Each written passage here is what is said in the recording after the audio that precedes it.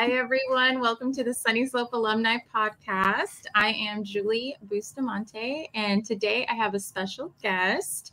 I'll go ahead and let her introduce herself.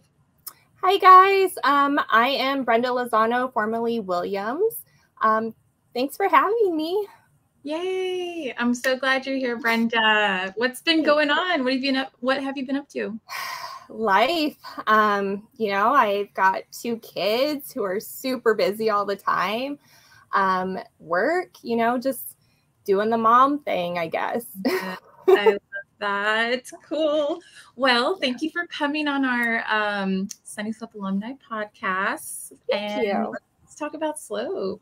Do you have any particular memories from Sunnyslope that you want to share? You know what? I was a band kid, and I'm not ashamed to say that. I moved to Arizona probably 6 weeks before my freshman year started at Slope. So I went into Sunnyslope knowing nobody, and, having something like band was like a really good, foot in the door for meeting people. So I have a soft spot for band kids and, that whole world. Oh, cool. What instrument did you play? I played flute and piccolo and then was drum major our senior year. Cool. Yeah. So are you still friends with anybody from band now? Not as close as we used to be. Kim and I are friends here and there. Like, we have our youngest sons, or no, her oldest and my youngest are about the same age. I think they were born 2 weeks apart. Mm-hmm. So we have that in common. And when the boys were smaller, we take them out on play dates quite a bit. Actually, my brother married a girl from Sunnyslope who was in band. They were a couple years younger than us. So I still have that everyday connection too. So that's kind of cool. That is awesome. I love to hear that. Do you remember any traditions that went on at Sunnyslope that come to mind? I was listening to a couple of the other podcasts and everybody was talking about painting S Mountain, which, don't get me wrong, is a great core memory. My biggest thing was probably just football on Friday nights, but do you remember doing the bonfires and stuff too? Yeah, I do. I remember that it's almost an iconic photo of Gilbert Galahar in front of it. Yes. Everybody remembers that. Yes. It's that is one of those things that just stays with me. I just remember, and I think I forced myself that night just to kind of stop and take it all in and just remember it. And I do. And like you said, that photo of Gilbert in front of the fire is probably one of the most iconic pieces that stays with me. So it's really cool. Yeah, we were living it up back then, right? Exactly. Realize how I guess now that we're a little bit older, exactly. Life was pretty awesome back then. Now that it was. Yeah. And it's cool to look back at those memories, but those Friday night football games, that was the epitome of the week. And it was just so much fun with everybody around, the atmosphere, the energy. It was a blast. I love that. Yeah. So were there any specific teachers that you want to do a shout out for or made an impact on you?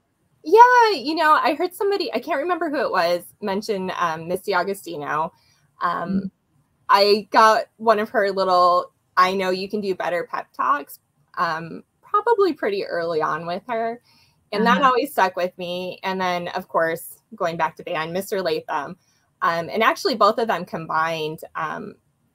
The summer before my senior year, I had the opportunity to go to Europe based off of recommendations from the 2 of them. And so it was a bunch of kids from nearby high schools in the Glendale Union High School District. And we toured Europe for 2 weeks before our senior year, playing band concerts in Switzerland and Germany. So if it wasn't for those 2, that was an opportunity I never would have had. Wow, that's amazing. Yeah.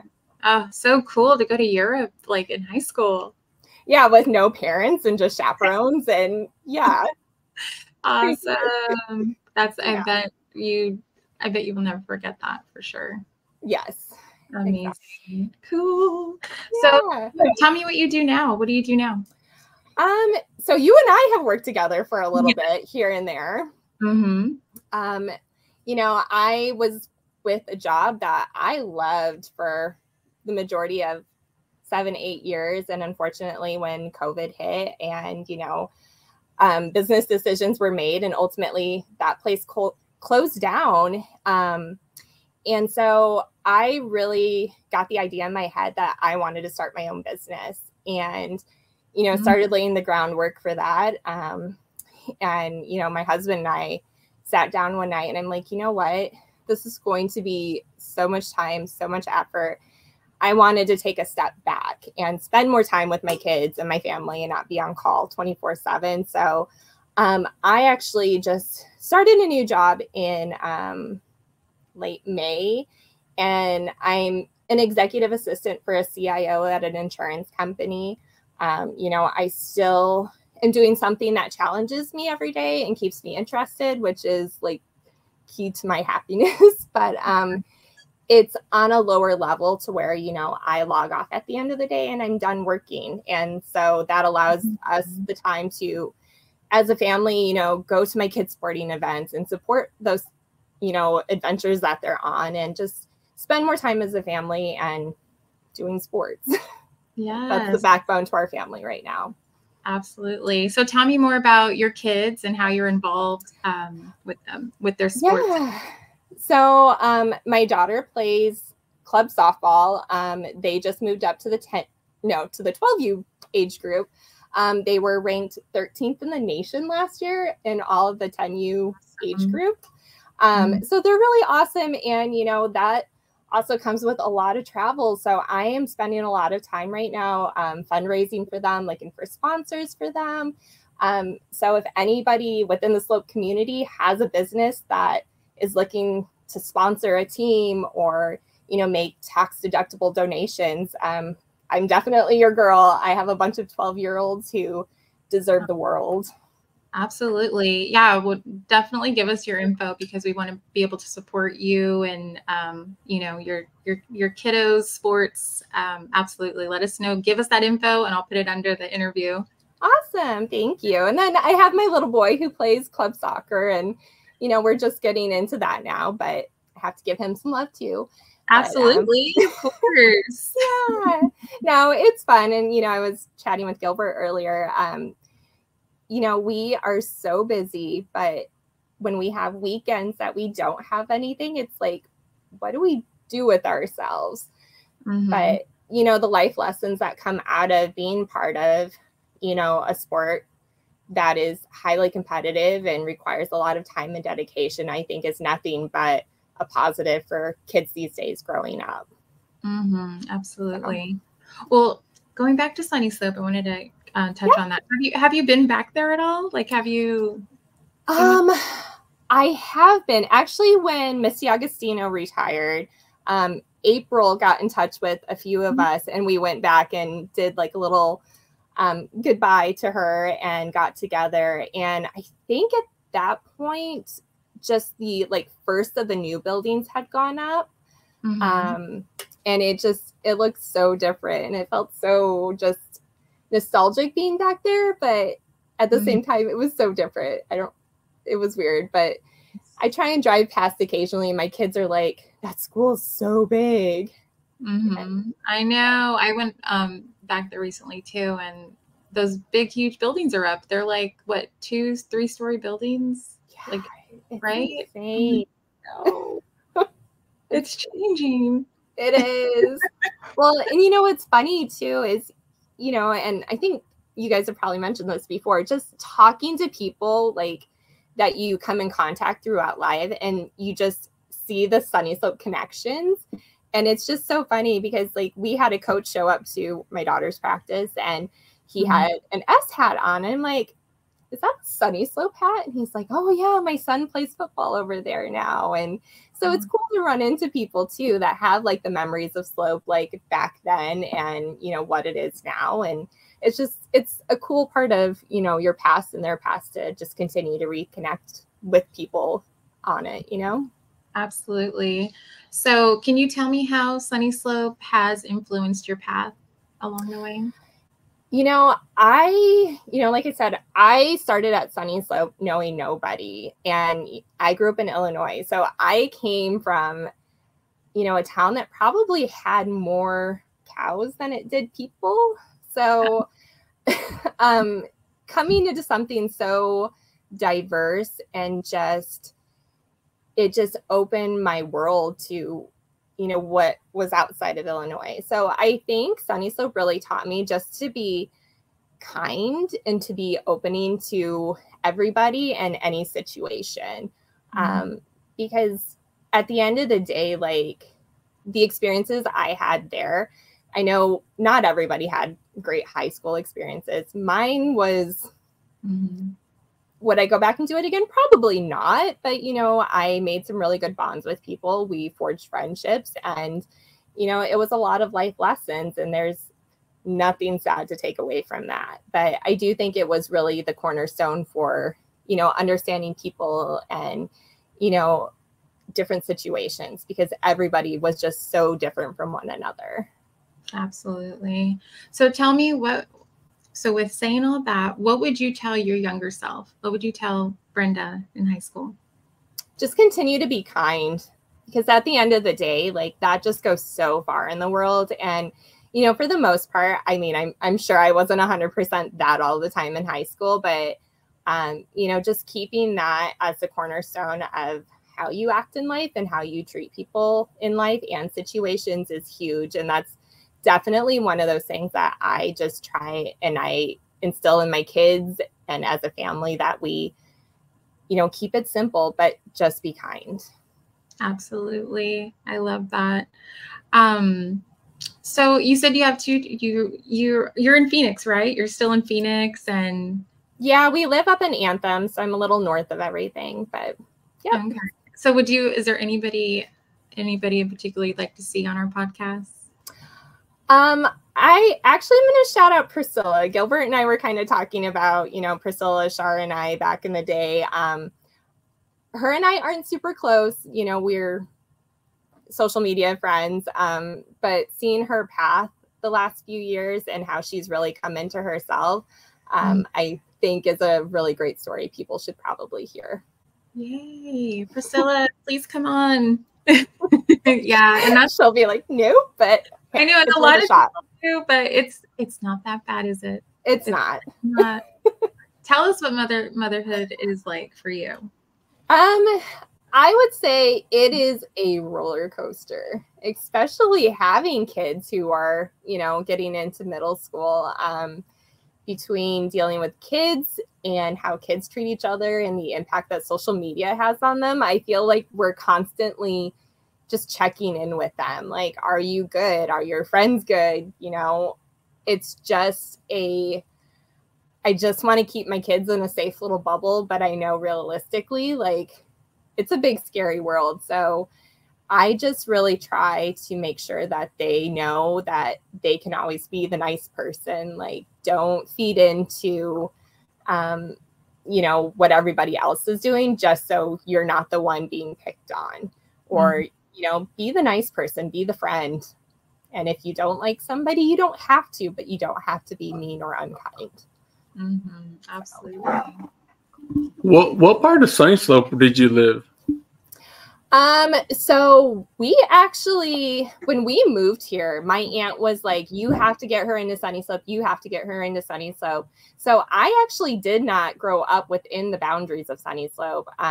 We lived off of 19th Avenue in Orangewood. So I was just a few streets over from Washington. Yeah. Enemy territory. Definitely. Yeah. Oh, you definitely made the right decision. Your aunt knew what she was talking about.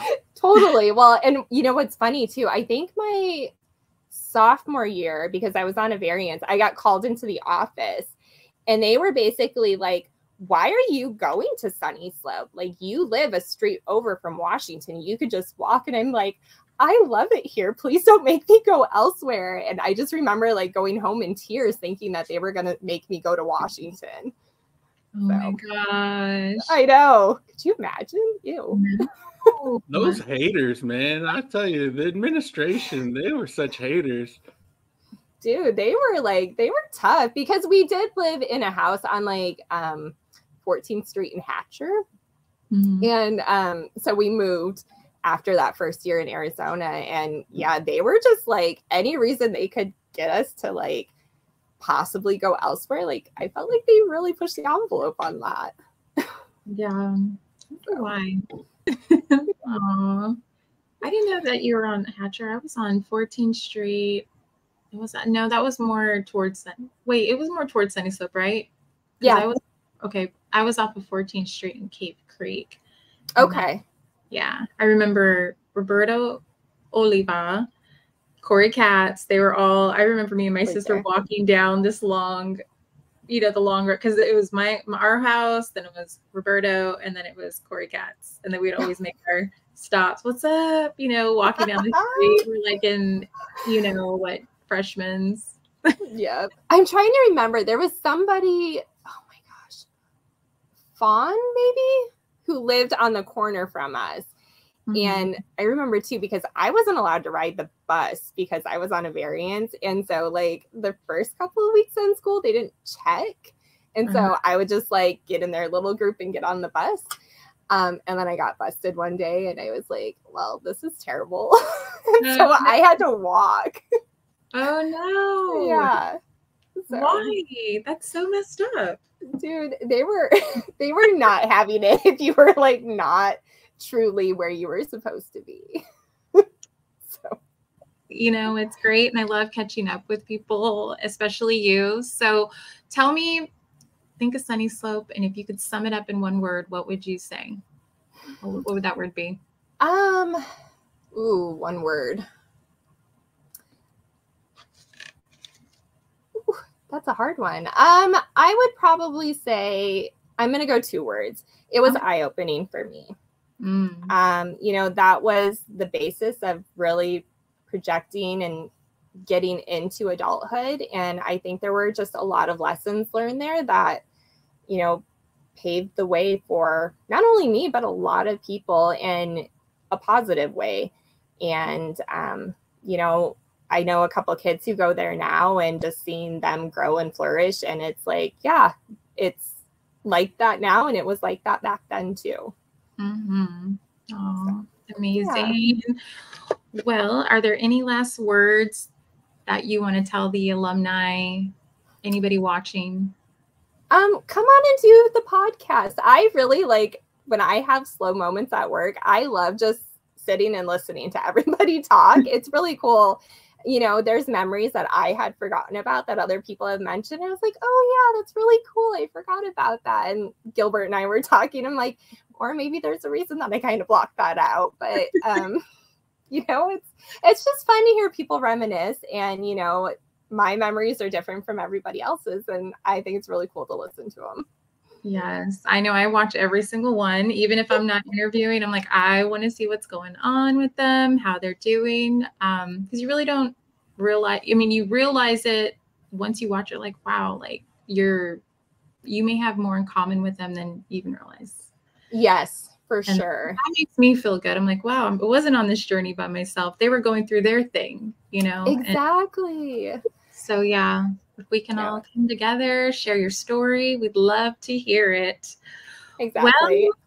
I want to thank you for coming on today and talking about Sunnyslope and what you're doing now. I appreciate your time, and I think that'll do it for this episode.